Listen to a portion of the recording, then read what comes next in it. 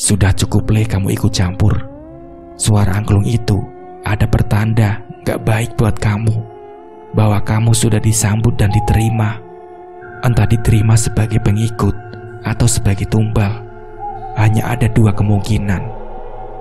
Semua kakakmu sudah pernah mendengar suara angklung itu, kecuali Amin dan Tumi. Kamu harus hati-hati mulai sekarang dengan Pak Demu, karena dia punya niat jahat kepada kita. Dia bersekutu dengan para penguasa gaib di rumpun bambu itu. Dan jika tebakan Bapak benar, ia bekerja sama dengan kerajaan jin bambu kuning itu, Le. Jelas Bapak. Aku gemetar kembali. Kerajaan jin katanya. Jika berbicara mengenai kerajaan, pasti ada sosok raja yang kuat dengan patih-patihnya.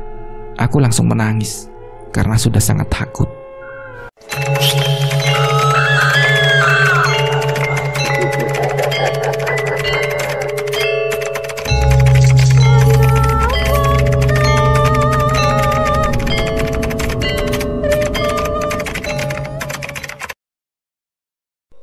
Namun saat itu hanya bisa terbungkam dan tetap menuruti perintah Bapak untuk terus berlari.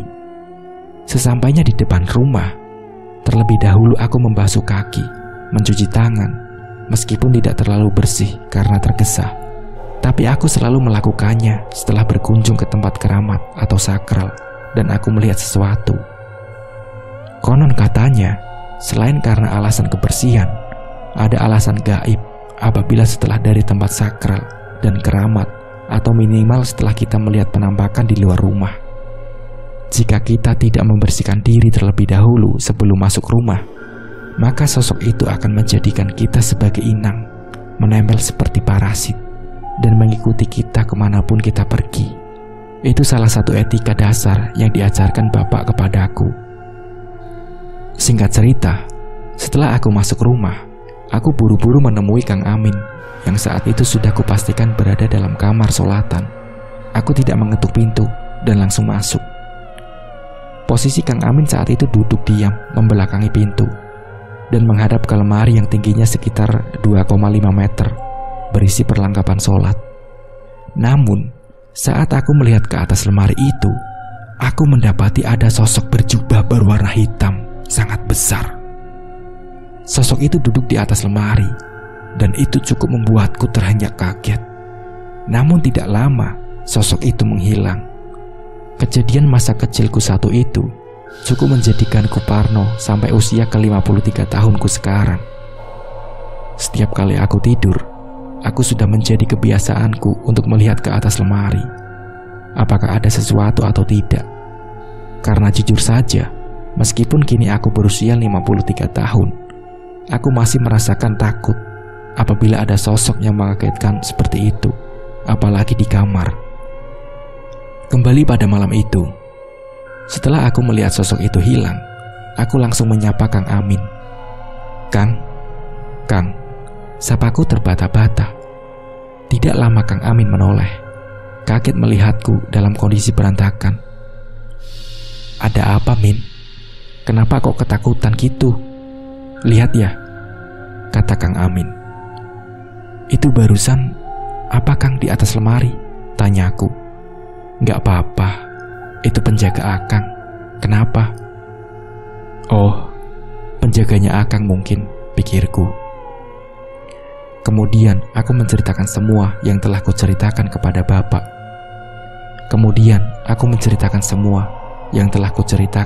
Bapak. Di bawah pohon beringin itu tanpa terlewat. Setelahnya, aku bertanya pada Kang Amin. Tapi kenapa Bapak bilang Kang Amin tidak bisa mendengar alunan angklung itu? Tanyaku.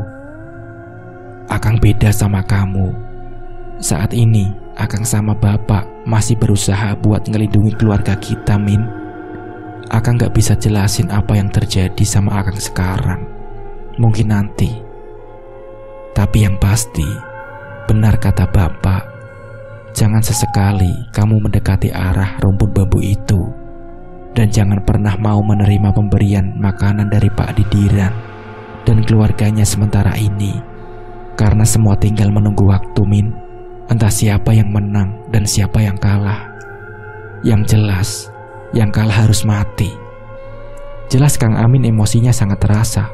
Marah, sedih, kecewa. Semua perasaan itu bisa terpancar dari sorot matanya.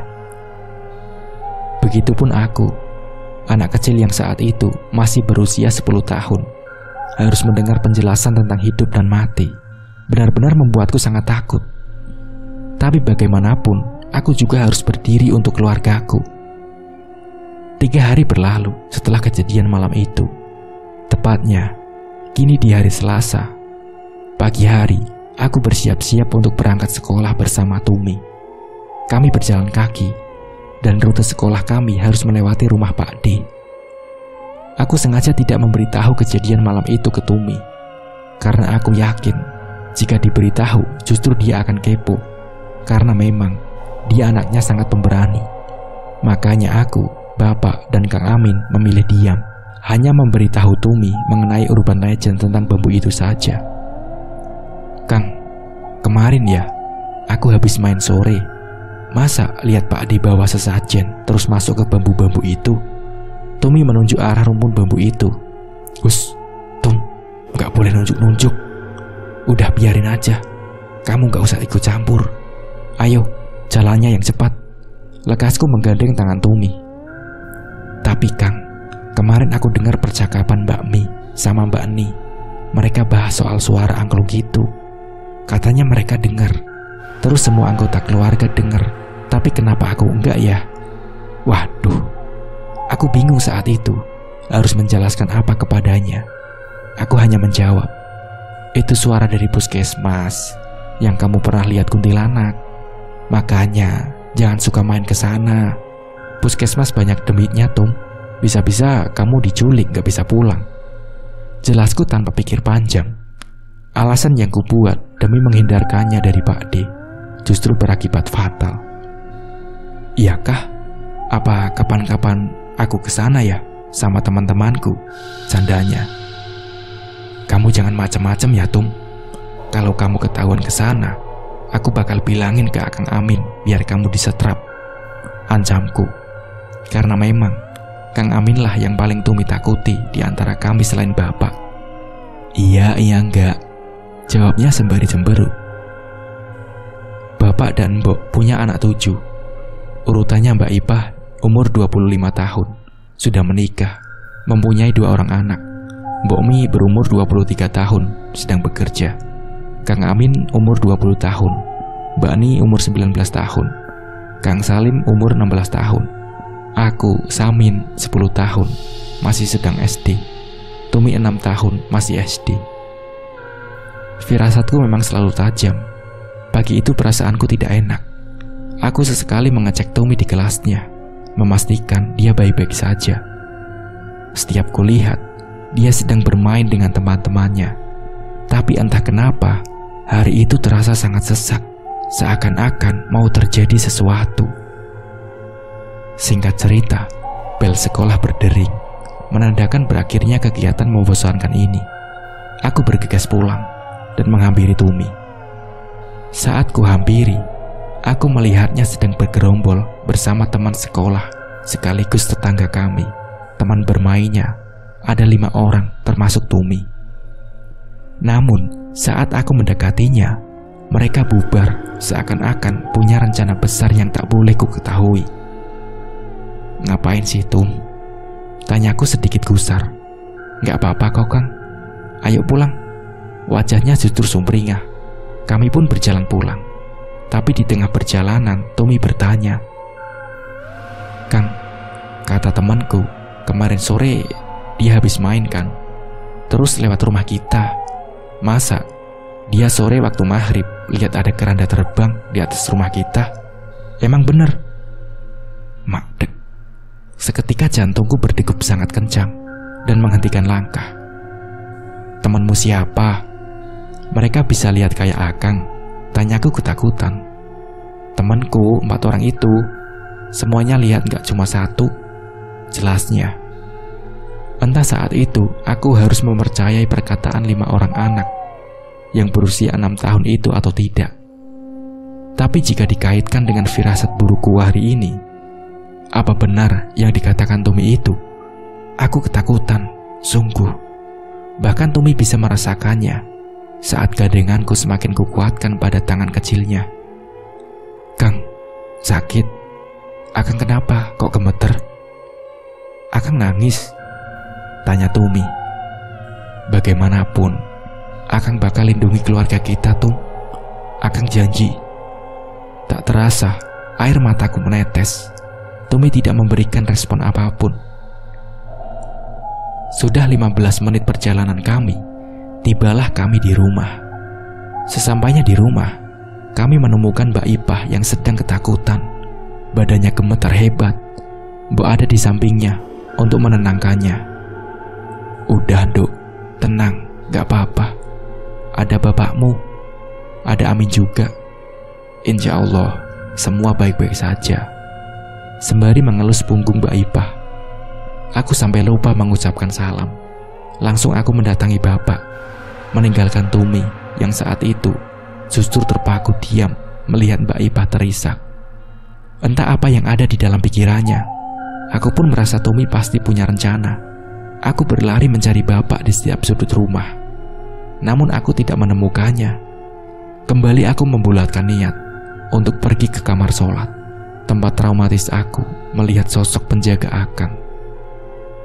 Beberapa kali juga melihat perwujudan makhluk halus yang memiliki level berbeda dari hanya sekedar pocong. Entah apa aku menyebutnya. Yang jelas, di kamar sholat yang sudah lama beralih fungsi menjadi kamar tapa bapak dan Kang Amin itu, membuat siapapun yang menginjakkan kakinya akan merasa segan dan takut.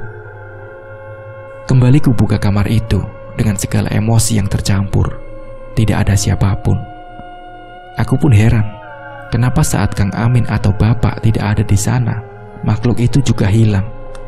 Kemudian muncul kembali apabila mereka sedang duduk berdiam diri. Sebenarnya bapak dan Kang Amin melakukan apa?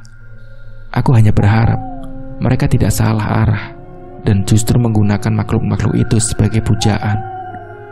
Karena aku tidak menemukannya di kamar itu, aku langsung berlari ke arah belakang rumah.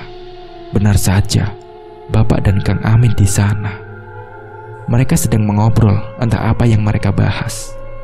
Aku langsung bertanya dengan nafas yang terengah-engah. Pak, Kang, Mbak Ipah kenapa? Pak D berbuat apa? Kang Amin terlihat terkejut melihatku menyebut nama Pak D.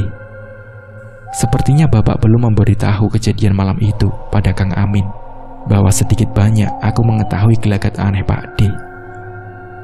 Bapak pun memberikan isyarat kepada Kang Amin dengan anggukan. Berarti tidak apa-apa, semua akan baik-baik saja, meskipun aku mengetahuinya. Pak D-mu kirim santet ke Mbok D, Le. Sudah 3 hari ini mbakmu merawat Mbok D. Hari-hari kemarin, mbakmu hanya merawat fisik Mbok D saja, memandikan dan semacamnya. Hari ini, dia berniat buat bersih-bersih rumah, karena rumah Mbok D-mu sudah sangat kotor. Saat mbokmu berniat mengganti sawal bantal Mbok D-mu itu, karena dia merasa ada yang berbau tidak sedap. Dia meraba ada yang aneh dengan bantal itu. Bantal biasanya akan terasa empuk karena bersih kapuk.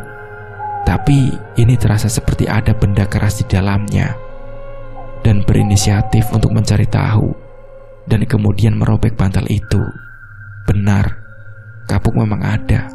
Tapi kapuk itu tercampur dengan paku, silet, bangkai hati ayam, bambu kuning, jerami dan rambut. Mbakmu syok. Dia berinisiatif kembali untuk melihat di bawah tikar tempat Mbok D-mu tidur. Dan mbakmu menemukan kembang setaman di bawahnya. Jelas bapak masih dengan emosi marahnya. Innalillahi, Pak. Ini benar Pak D yang melakukan. Apa-apaan niat Pak D, Pak? Santet jenis apa Pak ini? Tanyaku ketakutan dengan buih air mata yang bercucuran. Namanya penyakit gaib, Le. Kita nggak pernah bisa mencari bukti siapa pelakunya. Tapi dengan ilmu kebatinan, seseorang bisa mengetahui pelakunya. Namun tidak semua orang bisa. Bapak dan Kang Amin tahu itu Pak D-mu. Entah apa tujuannya. Tapi yang paling pasti, dia ingin Bodimu mati dengan menguasai tanah miliknya. Untuk santet jenis apa, Bapak tidak tahu pasti, Le. Tapi karena mbakmu menemukan bambu kuning itu ciri khas pring sedapur. Tapi, Le, Bodimu tidak memiliki anak keturunan. Lalu siapa sasarannya? Bapak dan akangmu masih belum tahu. Padahal resiko pengguna ilmu santet ini juga sangat besar. Jika ia gagal sewaktu-waktu, ia sama saja menjual jiwanya sendiri pada iblis. Jelas Bapak lagi. Aku menangis tak tentu. Aku tidak tahu bahwa Pak Ade akan setega ini pada adik perempuannya yang sebatang kara. Karena aku sudah tidak sanggup mendengarkan kalimat Bapak, aku kemudian kembali untuk melihat kondisi Mbak Ipah. Mbak, di mana bambu itu? Mbak sempat bawa? Tanyaku. Enggak, Min. Mbak sempat pegang. Tangan Mbak terasa seperti terbakar saat memegangnya. Kemudian Mbak lempar entah kemana.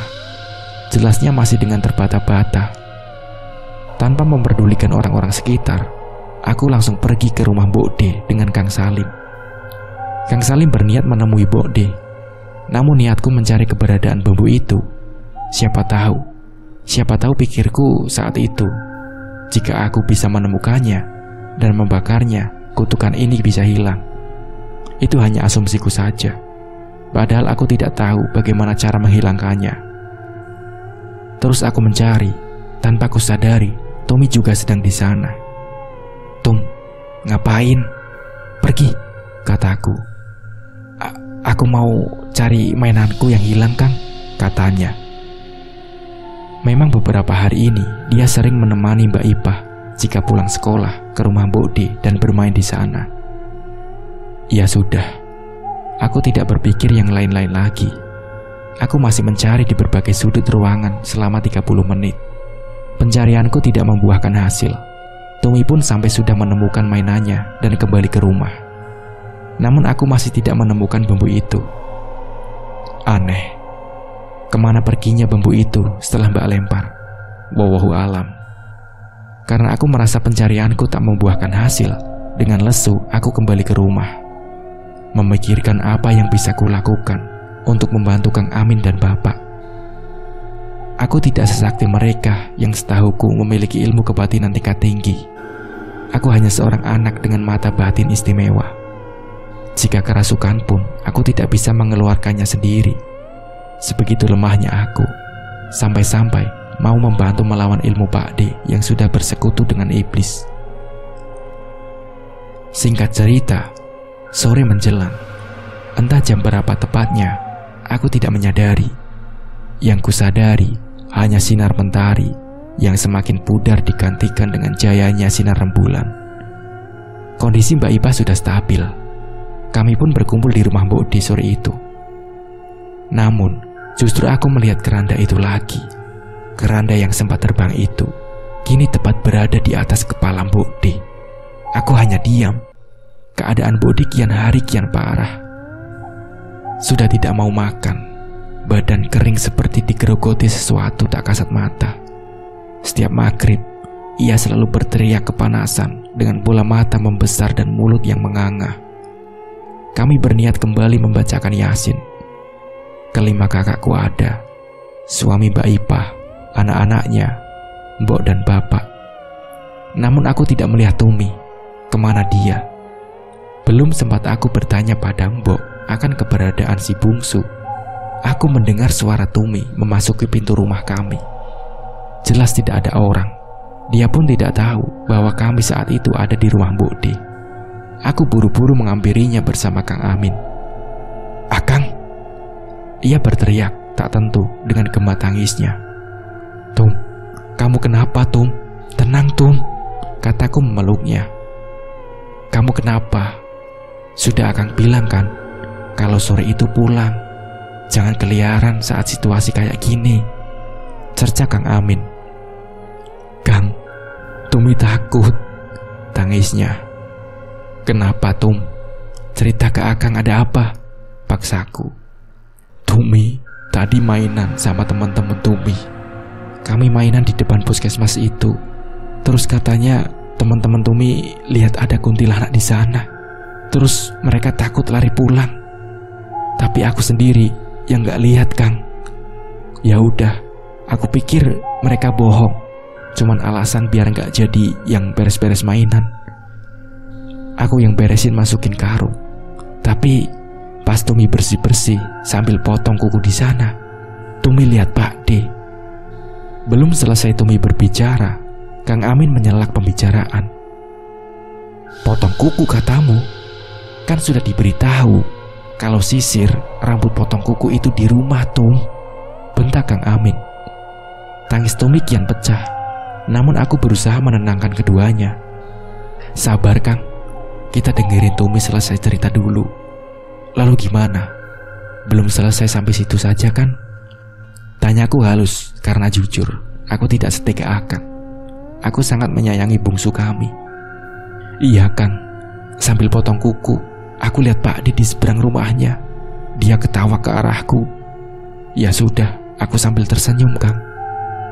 Tapi lama-lama aku dengar ada suara angklung. Katanya dengan menangis. Hatiku hancur. Aku sangat kaget mendengarnya. Kini lengkap sudah. Keluargaku mendengar semua, kecuali Bapak dan Kang Amin. Karena yang kita tahu bahwa mereka sepertinya memiliki sesuatu tameng yang membuat mereka tidak bisa disentuh makhluk seperti itu. Kang, Tumi tadi juga menemukan ini pas di rumah Bu D. Dia menyerahkan sebuah kain putih kecil ditali 3 seperti pocong. Tapi itu hanya kain. Namun saat Kang Amin membukanya, kain itu berisi sebuah tulisan aksara Jawa gundul tanpa sandangan. Singkat cerita, aku dan Kang Amin tiba di depan puskesmas itu. Tujuan kami di sana mencari potongan kuku Tumi. Seinci demi seinci kami susuri, namun sama sekali tidak ada jejak potongan kuku Tumi. Jancok, iki jelas wis jancok, Pak D. Kang Amin terlihat sangat emosi. Dia memang orang yang keras dan temperamen, tapi hatinya sangat baik. Jika ada sesuatu yang menyinggung orang yang ia cintai, ia tak segan-segan membalasnya tanpa tanggung. Kang Amin kemudian berlari pulang. Aku tahu maksudnya. Ia akan menceritakan semuanya pada Bapak untuk mencari solusi. Aku yang sudah lemas, aku sudah berpikir yang tidak-tidak, hanya bisa pasrah, berharap semua akan baik-baik saja. Berharap Allah Maha Penolong melindungi yang berniat baik dan memberikan balasan yang tepat untuk orang yang berniat jahat. Air mata dan keringatku bercucuran.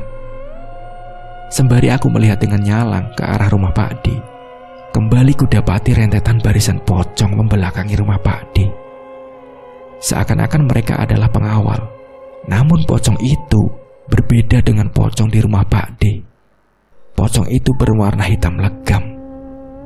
Seakan mereka ditugaskan menghalangi balasan kiriman gaib yang mungkin Bapak atau Kang Amin kembalikan padanya.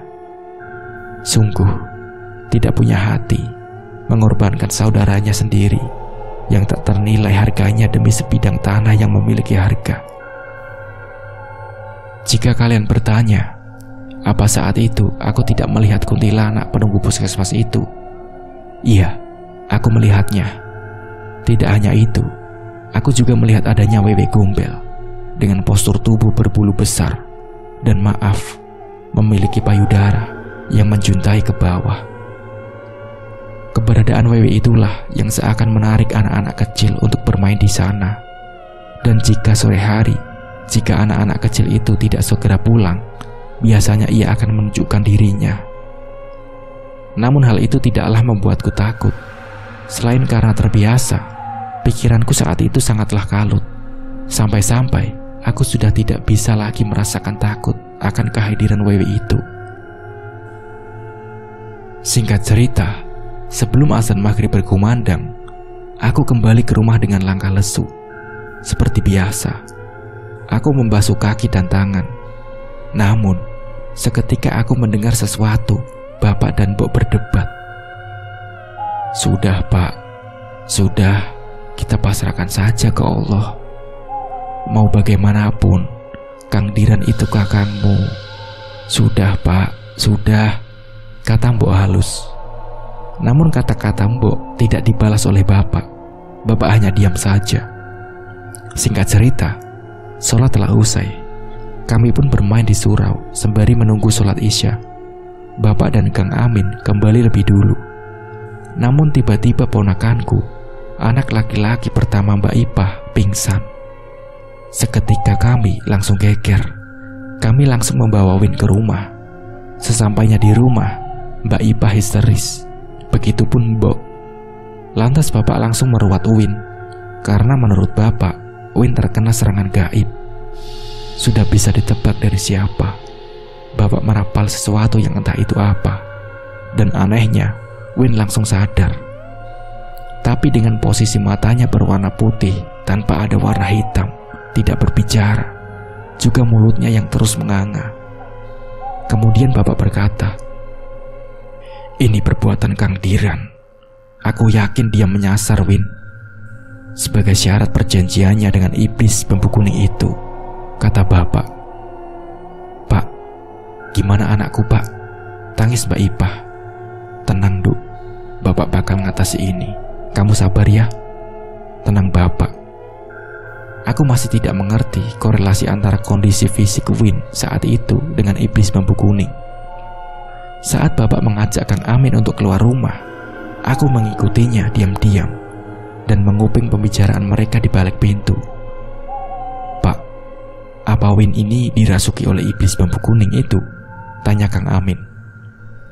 "Semoga pilihan terbaiknya hanya itu, tapi Bapak khawatir dengan pilihan terburuknya," kata Bapak.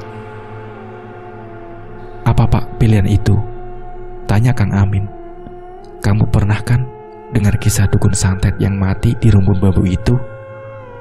Konon katanya dukun itu mati karena tidak bisa memberikan tumbal seperti yang diminta oleh kerajaan iblis itu untuk laku santetnya. Dan jika kamu tahu, para koloni iblis itu menutup mata mereka dengan kain berwarna kuning. Tapi Bapak pernah melihat ada di antara mereka yang tidak memakai kain penutup mata itu.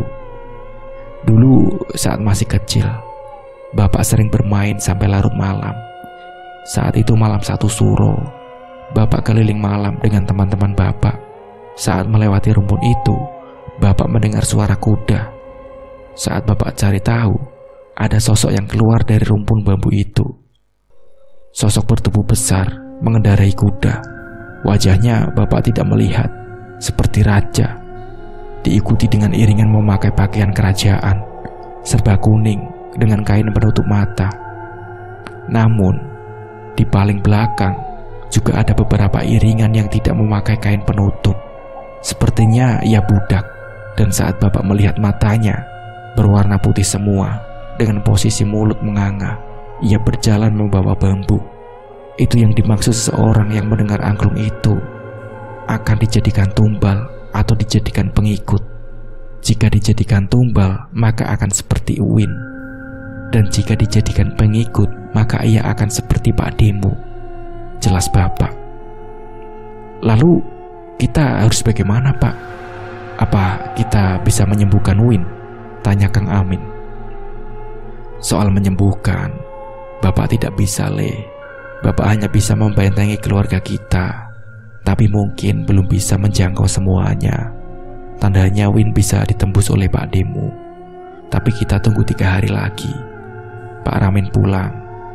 Bismillah, Pak Ramin bisa bantu sembuhin Win," jelas Bapak. Aku terkejut. Pak D benar-benar sudah gila. Win akan dijadikan tumbal. Singkat cerita, kami pun akhirnya membagi tugas malam itu. Mbak Ipah sementara menunggu Win, masih dengan posisi seperti itu. Aku dan Kang Amin menunggu Mbok D di rumahnya. Malam itu, aku masih melihat ada keranda di atas kepala Mbok D. Namun aku masih juga berusaha mencari-cari di mana bambu kuning yang Mbak Ipah buang itu. Namun nihil. Ya sudah, aku menyerah dengan memilih untuk tidur karena besok sekolah.